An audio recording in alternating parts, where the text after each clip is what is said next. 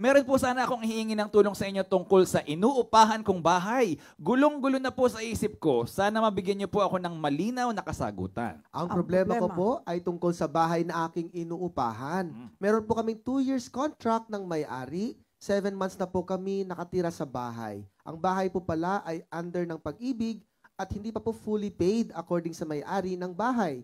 Ngayon, gusto nilang ibenta o ipasalo sa amin ang bahay. Ang sabi ko, bigyan niya kami ng enough time para makabuo ng 200,000 pesos. Pero ang gusto ng may-ari ay within 1 month lang po ang palugit niya sa amin para mabayaran yung halagang 200,000 pesos. Kung hindi, ibebenta nila sa ibang buyer. Una, tanong ka po, attorney, ano po ang karapatan ko sa usaping ito? Ikalawa, ano po ang aking dapat gawin?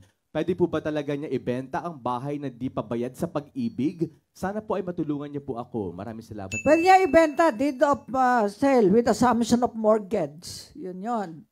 Ngayon, may kontrata sila sa iyo, 2 taon. Dapat igalang naman nila. Kaya ano yan, asunto yan. Dapat alam nyo, pag nakipagkontrata kayo, huwag nang gipitin yung kakontrata nyo. Di ba may kontrata sa 2 years? Yes. Apo. O, tamo, nakita ng mata ko. Yes. Papuntahin natin sa opisina. Kawawa Bitchy. naman. Copy po, Chief.